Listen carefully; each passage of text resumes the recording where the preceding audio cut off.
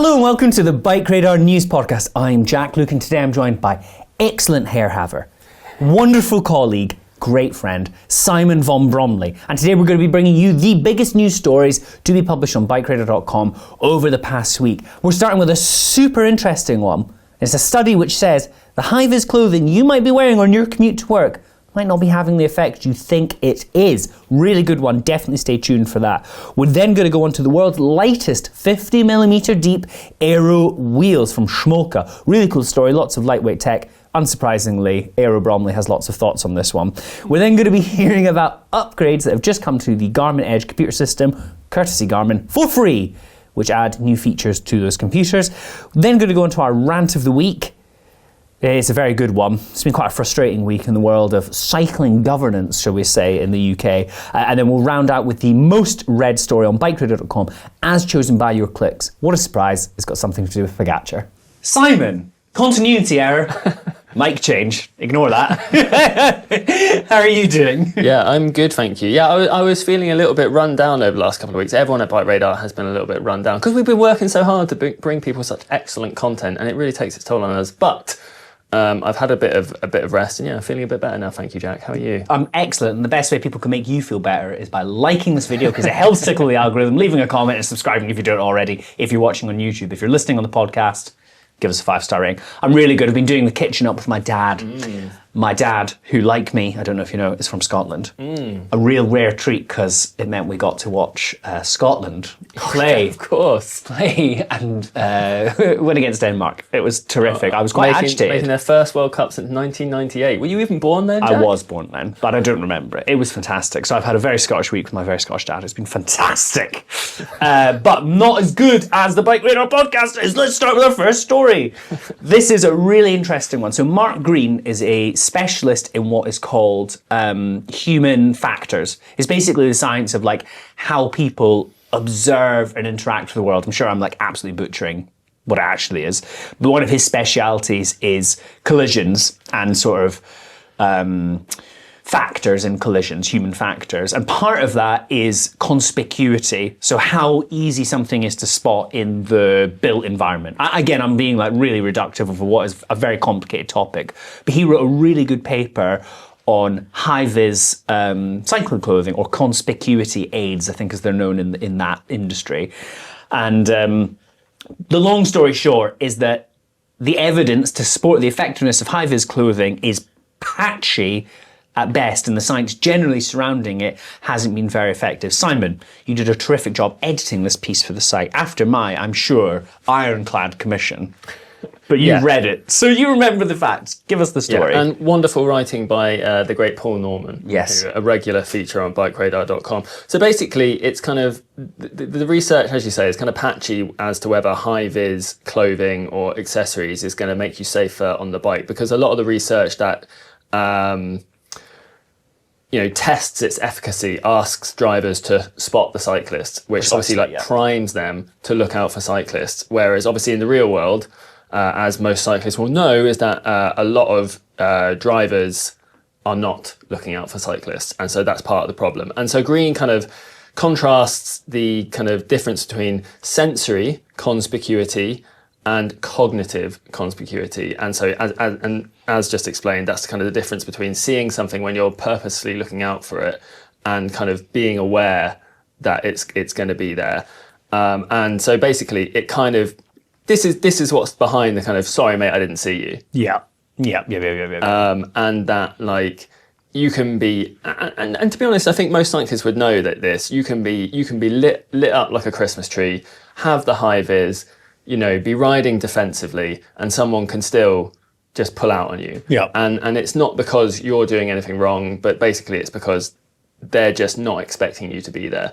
Now, part of that in the UK is because we have a kind of very strong dominant car culture, and cycling has been seen as a kind of like a fringe activity for a really long time. Wasn't always that way. As we are fringe extremists, famously, Simon. Yeah, it wasn't always that way, as people like Carlton Reid like to point out. But, obviously in places like the Netherlands and Denmark, where cycling is more ingrained in the everyday culture, then, that's why people in Amsterdam don't wear helmets. because they basically don't need to. So what Green thinks the data does show is that the bigger gains might be found in what he calls biomotion, which is effectively, things light up things or reflective things or high-vis things on parts of the bike and your body that are moving. So, and we saw Look recently, for example, launch a set of pedals which had lights on the back. And, obviously you could put, actually technically by law, all pedals in the UK are supposed to have reflective detailing on, which most bikes obviously don't. But so it's things like that. And I think that's interesting because it's kind of, it makes sense. I think we all know that flashing lights tend to grab people's attention more than steady lights, for example. And so a lot of us will run flashing lights when sort of riding in the city. But it's kind of interesting, Jack, because you in the past have previously championed high-vis things like the safety pizza. Yeah, the safety pizza was one of my favourite accessories for a very long time. Simon actually said that I'd said this, and I can't recall it, but I'm sure I did because the internet never forgets. I really liked it, and I think part of what made it conspicuous in the built environment is it looks different. Like, it looks like a pizza. It doesn't just look like a regular Hi-Vis thing. Which is probably no bad thing, but it's interesting to see that actually the science doesn't really back up my assumption in that regard. The biomotion thing is interesting, though. We did a really good article a few years ago on flashing versus steady lights. Mark Green, this guy again, he contributed to that piece. And he raised biomotion as a potential win, if you like, a hack to be seen at that time. So Luke's kind of entry to the market is off the back of reasoned, evidenced science. I don't think anyone's really questioning its efficacy. But yeah, if you want to be as visible as possible, that appears to be the best way. So in the winter right now, as we are, high-vis overshoes or overshoes with reflective details. You quite often see Audaxers or randonneurs with sort of high-vis bands around their calves. No bad thing. The key point is that sort of pumping motion, if you like, of pedals is really unusual, and where a driver may not be looking out for you, that's a very distinctly unusual bit. If they're sort of being aware of it, cycling coded motion, I suppose, no bad thing. So yeah, I think interesting to put a bit of data behind what is a very controversial subject. I mean, even the highway code in the UK suggests wearing high-vis. It was asked as a stupid question to Parliament, whether it should be made mandatory. People really believe in its efficacy, but actually the evidence doesn't support it. Yeah, it's in a way, it's sort of a little bit like helmets for commuters. I don't want to get into a massive debate about the efficacy of helmets and whether they really do save lives. Maybe they do, but it's kind of sometimes I feel as a cycle commuter, I wear a helmet just so when I'm crushed by a tractor, no one can call me an idiot. Yeah, quite. So, think about the headlines in your place of prominence within cycling media first and foremost, Simon. But yeah, I don't disagree. I would never advocate not wearing a helmet, but equally, is it a greater barrier to greater numbers in cycling, which would in turn make cycling safer? Blah, blah, blah. Complicated topic, one I'm not willing to get into. On to our next topic of the day. Back to classic BikeRadar tech here. What do people like, Simon? They like lightweight stuff. Who cares? Fly in the face of evidence. Let's look at lightweight things. Schmolke has released what it says are the world's lightest 50mm deep aero disc wheel sets, weighing less than a bag of sugar. What a great headline that was, by the way. I had a little scroll back and I thought, oh yes, bring it back to the real world. That was a Gary Walker special, wasn't it? And that always reminds me of, when they ask politicians how much is the price of a pint of milk, and I was like, I don't know the answer to that because I never buy pints. Do you not? Who buys a pint? Are you a 2 litre, whatever it is? Yeah, we get the big ones, and actually we get the long life milk, Jack. There's a factoid for you. That's fantastic. Simon, I'd like to hear more about these wheels rather than your milk consumption. Yeah. So Schmolke's new TLO 50 wheels break the sub 1 kilogram barrier for a 50mm deep aero wheel set with a claimed weight of just 940 grams, which is mad. And there's an even lighter 37mm deep version, which has a claimed weight of 895 grams. Now, you might think that obviously given that incredibly lightweight, they would be otherworldly, lightweight Obermeyer kind of construction. But interestingly, they're not. They're actually a kind of relatively standard construction with a normal rim, carbon spokes that are laced in a normal way so you can true them, and kind of standard alloy hubs. And they do obviously cost €3,000, price between 3,000 and 3,600 euros, which is a lot, obviously. but it is quite a bit cheaper than competitor options such as the Syncross Capital SL, which uses Syncross? I've always gone Syncross. Syncross? I can't say which is right, though. Let us know in the comments. Maybe that's a good one for our classic bike brands that you are pronouncing wrong. Maybe we could put it in a card. Because those are roughly €4,000, for example. And obviously, lightweight Obermeyer wheels are similarly priced as well. So in terms of how they've done it, the rims are pretty light. They're around 60 grams per rim lighter than, say, an NVSES 4.5 Pro rim.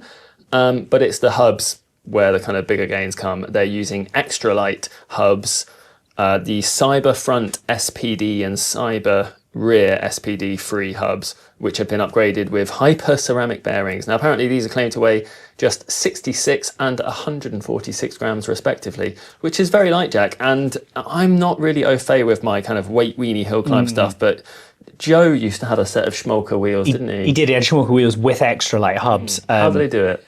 I'll very much caveat this by saying I'm not hugely familiar with them, but I think it's like a mega oversized, really lightweight alloy axle, but I also think they lack some of the adjustability required, or sorry, not required, like the same adjustability you'd get with a heavier hub. And I vaguely recall they had to send them back to Extra Light to have some kind of servicing done.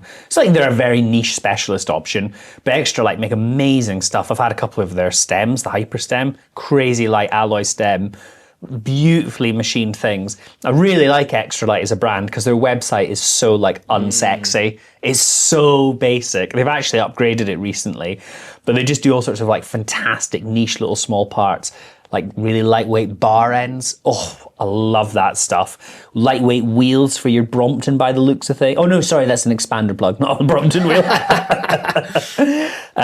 They're so cool. I really, really like Extra Light. Also, I'm seeing a triple crankset on there. Anyway, subject for another day.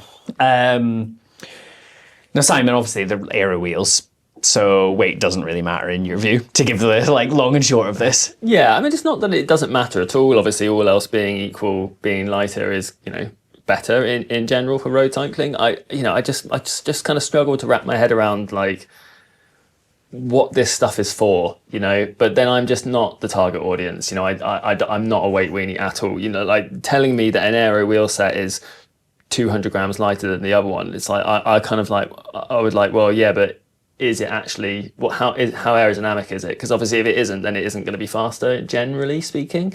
But, if you're the type of person who likes to ride hill climbs or go for KOMs and stuff like that, then I guess this stuff appeals. Or if you just want cool stuff. If you just want cool stuff, exactly. And we see this stuff all the time at like the National Hill Climb stuff. And I know there is a hyper passionate audience out there for this sort of stuff. So I don't want to rain on anyone's parade. Yuck somebody's yum. Final thing on Extra Light, I just scrolled down to the bottom of their page and they've got a fantastic section called the V-Brake Zone.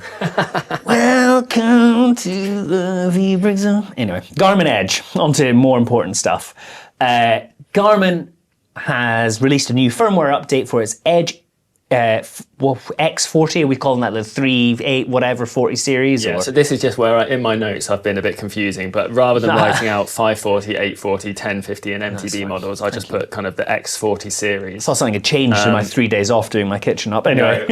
Let me, so basically what they kind of released some features that were only previously available on the latest models, the Edge 550 and 850 bike computers.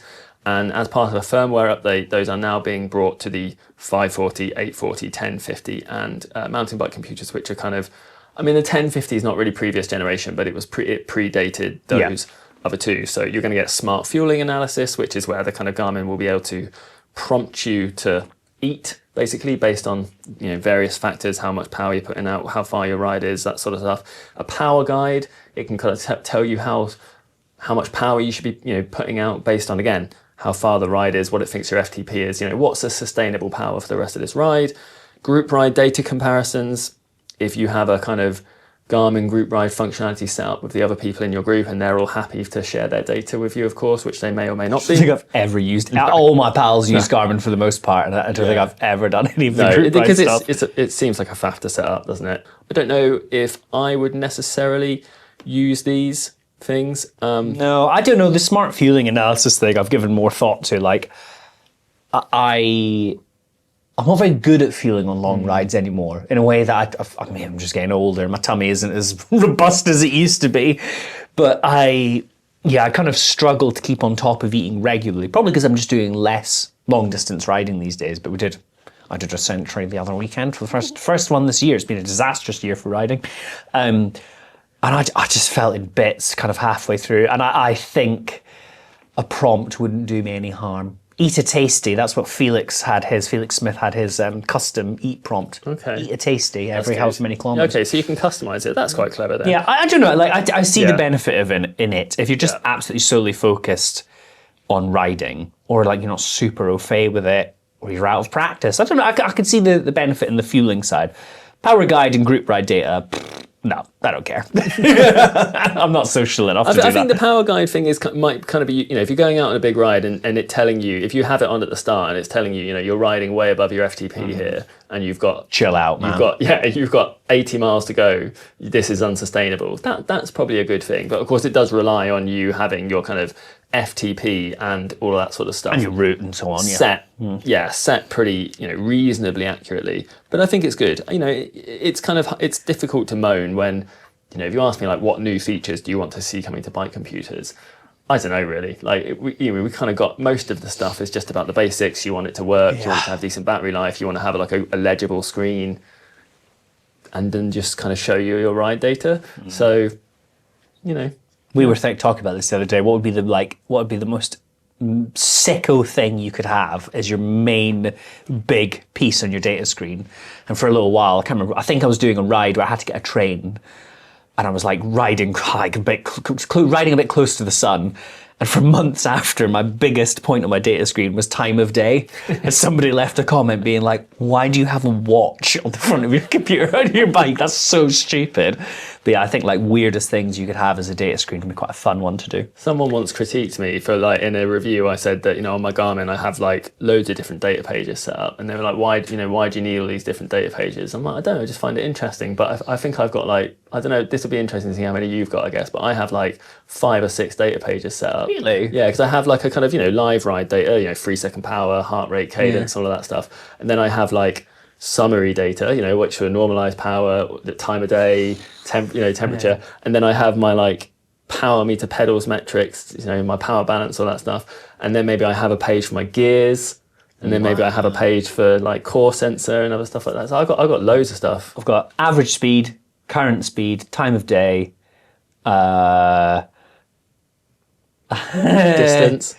distance. I think that's maybe it. Yeah. And then our map. Yeah, raw. Raw dog in it. Raw dog. I sometimes as well, when I was doing hill climbs more seriously, I'd just have power and time. Joe Norledge, but he had a little tiny, what was the little baby Garmin's called? Oh, yeah. They're like really small. They're like Casio watch. Edge 130. He just had power. I thought that was pretty good, real flex. Anyway, stop talking about people who haven't worked in BikeRadar for like 5 years. Nobody cares. On to our next one. Rant of the week. Oh man, this one really boils my blood. The UK government has been, the budget's happening imminently, and there's been lots of speculation about what that's going to mean for the broader world in the UK. But one of the things that's been mooted and reported on quite extensively by the Financial Times is the UK government is considering putting a cap on the cycle to work scheme bike purchases, quoting a government source who said taxpayers shouldn't be footing the bill for luxury leisure. Now, for those of you listening in outside of the UK, cycle to work is a long-standing scheme, a tax salary sacrifice scheme where before tax, you pay off a bike in installments and you don't pay tax on that part of your income. That's basically like the long and short of it. For a very, very long time, the limit on that was £1,000. At the time, quite a lot of money for a bike, but you'd get an amazing do-it-all road bike, commuter, whatever. But then with the rising cost of e-bikes and everything else, the cap was removed. I don't think it has even got a cap now. I don't think so. Anymore, I don't think. But like, unsurprisingly, some people are using this to fund the purchase of like high-end road bikes. What a surprise. People are kind of getting around the system. But the spirit of the system is still very much getting a bike for cycling to work. Now, the issue with putting a cap on it is that the cost of a genuinely good e-bike, but more to the point, an e-bike which could actually replace a car, so we're talking about like a cargo bike or a very robust e-bike, can easily be thousands and thousands and thousands of pounds. Now, an alternative solution, rather than putting a cap on the limit, would be to limit the types of bikes that people are doing. But as Simon, we were discussing this before the podcast, said, anything that was sort of like means tested, if you like, costs money.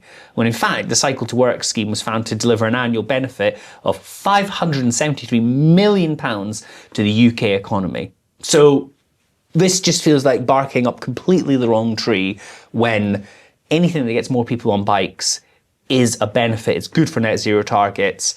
It already works as a system. It supports the cycling industry, which is going to be needed to, like, you know, sell bikes to people if we want to do all this stuff. And this sort of uncertainty is just so unhelpful to the cycling industry as a whole. Simon, what do you think? Yeah, obviously I agree that in a time when, budgets are tight, and I completely sympathise with the kind of UK government that the idea of taxpayers footing the bill for luxury leisure bikes, as the kind of quote goes, that's not good. And I would agree with that. But I think, like you, I would fall on the side of like, okay, fine, but what's the kind of cost overall of implementing a system that goes against that? Because we know that, as you say, means testing benefits. We give out winter fuel allowance to all pensioners, whether they need it or not, because means testing it would ultimately cost more in terms of bureaucracy than it would be worth doing. And I would imagine the amount of people buying luxury leisure bikes on the Cycle to Work scheme must be vanishingly small. When I worked in bike shop, and I'm going back quite a few years now, but the limit was lifted then, if I'm not mistaken. I can't quite recall. But I can't recall anybody buying. Like, we saw more like CAD X's, like the £1,000 CAD X, and I could shake a stick at. Loads of just budget commuters. Very, very few people were taking advantage of the scheme. I sort of vaguely recall that you could buy components on it as well. There are some things that are exempt, like smart trainers are like strictly exempt, rightly so. I remember someone getting like forks or something. But again, it's like in the grand scheme of things, yeah, it doesn't matter, and it supports it. It's a net benefit to the economy. There's so many other places that we could make money for the economy. Yeah. Maybe we could tax jet travel a bit more. Do you know what I mean? Like, who cares about bikes and people, a vanishingly small minority buying Pinarellos? Yeah, so in terms of that 573 million that you quoted, that was a figure quoted by the Cycle to Work Alliance, which is a consortium that includes Halfords, Evans, Perkbox, Cycle Solutions and Cycle Scheme. The research was commissioned independently, but it was commissioned by that, which is that is obviously, that's an interest group, right? So, but I think, without getting too into kind of UK politics, one of the big things that we have, if we spend money on is healthcare, for example. So it's kind of like we're taking away something that's going to improve the health of the country. We could see that cost rising elsewhere as a result. It does seem a little bit short-sighted. I also the cycling industry in the UK is on its knees at the best of times. This sort of uncertainty is really unhelpful. I mean, more generally, I think the government's been rightly given a lot of shit for this particular budget and the amount of stuff that's been leaked ahead of time. Just all this dilly-dallying and uncertainty is not helpful at all for anyone. Least of all the industry, which is going to be required to meet the rightfully in place net zero targets. Very frustrating stuff. Please leave Cycle to Work alone. It's very good. And if you're unsure about the scheme, why not plug the Buyer's Guide to Cycle to Work on BikeRadar.com. It's very good. And what is quite a complicated thing to understand from the outside. Simon, last week's top story on BikeRadar.com, a banker, I think we would call this in the our media world. Pogačar uses core temperature sensors, and John Whitney wrote a very, very good piece on this. Charlie Allenby wrote a very good piece on this, explaining why, even though they could have anything they want, this team actually go out of their way to buy this kit. Simon, you know more about this than I do. Yeah, so if you have been following, the kind of pro racing scene this year, you probably will have seen this. This has been kind of like the little kind of sensor of the moment, should we say. And Tadej Pogačar and a number of other professional teams pay to use it so that they can effectively heat train, track their heat stress, track their heat adaptation, and that sort of thing, because heat training or heat adaptation is being touted as the kind of next big thing in endurance sports. So why is that, Jack? I hear you asking. Well, I do, because I am very sweaty, so I would like to know more. The too long didn't read is that basically exposure to heat is thought to prompt an increase in hemoglobin, thus increasing your VO2 max and therefore your performance. I think the kind of data on that is pretty solid, and that's why a number of teams do it. And the heat sensor is basically a kind of wearable piece of technology that straps onto your heart rate monitor, and through measuring your skin temperature and converting that using its algorithm, they can kind of estimate your internal body temperature quite accurately. They've commissioned research that apparently says it is pretty accurate. And so therefore it is kind of like useful data. It's obviously also good as adaptation for the ever increasing heat of summer races is becoming increasingly important in an era of climate crisis. They're also not too expensive. They are £265 for the little device, but they don't have a subscription, which I think in 2025 is absolutely incredible. Yeah, genuinely. Like all these systems really required subscriptions long term to make any money, like Whoop. Exactly. Whoop is the classic example, and they've been very successful off the back of it. I may add, all credit to Whoop for making a lot of money. Yeah. And so, in terms of whether it's useful or not, I've actually got one because I met them at an event earlier this year and had some really interesting chats with them. And so I use it and I think it's kind of interesting, but a bit like a power meter, if you don't do any actual heat training, you're not going to get any benefits out of it. So I wouldn't necessarily say to go out and just buy one just because Tadej Pogačar uses it. You have to do the heat training in order to see the benefit. And, it's fair to say that as with a power meter, you could do the training without a heat sensor or a power meter. In terms of heat training, the kind of thing that's most recommended is just like going on the turbo with a big winter jacket on and not having a fan. Or a paint suit. That's exactly. You'll have seen Dan Bigham training in boiler suits in the lead up to his hour record, for example. You don't need the sensor to do that. You can do it, or you can go on a nice holiday to somewhere nice. That'll be nice. You don't need the sensor to do that, but of course the sensor allows you to quantify it, which is, helpful if you care about the details. So yeah, I think it is, it's kind of one of those things where it's a new area of where gains can be had for those who, are already exceptionally well trained, for example, in terms of helping you adapt to the heat, Jack. Potentially, if you felt that was your biggest limiting factor, but as long as you live in the UK, it probably won't be. I don't know. The biggest limiting factor for me is moaning all the time about being too hot, no matter the weather. It's like -1 today. Had to take the gloves off. Did you really? I had to take my gloves off. I had a jumper on and a jacket, and I was like, I'm too hot. Stuffed my gloves in as I was running late for this podcast. Anyway, thank you very, very much for listening and watching, as ever. We love doing the podcast, and to help us keep making it, please like this video if you're watching on YouTube, give us a comment, and subscribe if you haven't already. If you're listening to the podcast, good for you, old school, nothing wrong with that. Give us a 5-star rating wherever you're listening, it really helps. But more important than anything else, if you have any questions, comments, leads, feedback, send those to podcast@bikeradar.com.